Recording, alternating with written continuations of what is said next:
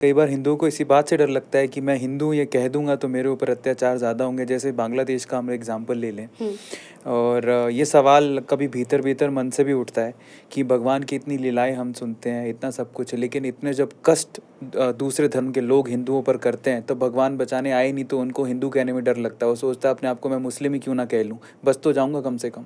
भगवान बचाने के लिए आपको तब आएंगे जब आप भगवान के काम भी करेंगे। आप मुझे बताइए कि आप पूरी तरह से राक्षसी प्रवृत्ति के हो चुके हैं। आपके बच्चे को आप गा मने गधा पढ़ा रहे हैं, पर गा मने गणेश नहीं पढ़ा सकते। आपके घर में आप गीता पाठ नहीं होता, हनुमान चालीसा आपके बच्चे को आती नहीं, गायत्री मंत्र आती नहीं। कितने दुर्भाग्य की बात है, जिस उम्र में बच्चे को गायत्री मंत्र आना चाहिए उसका पहला शब्द होता है ट्विंकल ट्विंकल लिटिल स्टार। आप प्रारंभ वहां से भी तो कर सकते ना। मैं बता रही हूँ ना, मेरा किसी से परहेज नहीं है। आप हर भाषा सिखाइए, लेकिन आपके बच्चों को आपके धार्मिक संस्कार ही नहीं पता। आपके शास्त्र कितने, आपके पुराण कितने हैं, 4 बच्चों से पूछ लो, उनको नहीं पता। आपके देवी देवता कितने हैं, अरे इतनी देवी देवता, वी आर सो कंफ्यूज। एक काम करो, ऐसे ऐसे करने लगते हैं। ये क्या है भाई, हम ऐसे वाले हैं, हम ये वाले नहीं हैं।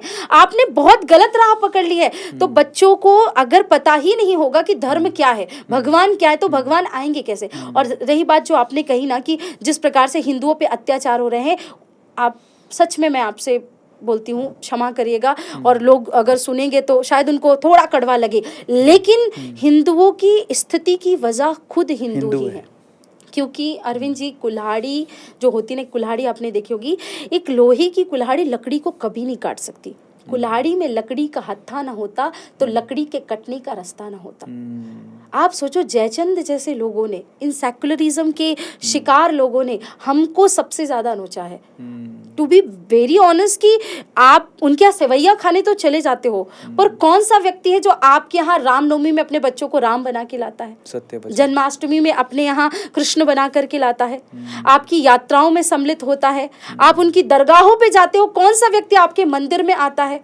मुझे इस बात से इतनी तकलीफ होती, इतनी कष्ट होती, और साथ साथ में लोग स्वार्थ सिद्धि के लिए जुड़ने लगे हैं कि भाई ये वाला हमारे भगवान ने पूजा हमारी स्वीकार नहीं की तो हम इस पीर बाबा क्या चले जाते, पूरी हो जाती है।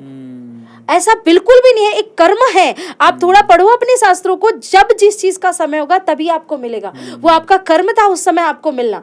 इस दुनिया में भगवान स्वयं भी अपने कर्म को लेख नहीं बदल पाए, आपके कर्म के लेख को कैसे बदलेंगे। आपने जो कर्म किया वो आपको भुगतना पड़ेगा।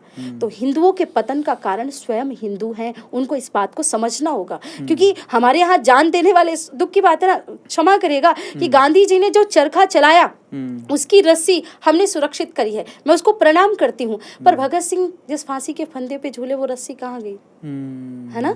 तो हम भगत सिंह को भूल गए, हम सुभाष चंद्र बोस को भूल गए, हम विवेकानंद की बातों को भूल गए। हमको बस ये याद है कि कोई एक साधु गया था अमेरिका में, उसने इतिहास रच दिया, लेकिन उस इतिहास के पहले कितने कष्ट उन्होंने झेले वो किसी को नहीं पता है। छत्रपति शिवाजी महाराज की जय, इतना बोलने से कुछ नहीं होगा। शिवाजी ने किया क्या है, महाराणा प्रताप ने क्या किया, वो जानना पड़ेगा।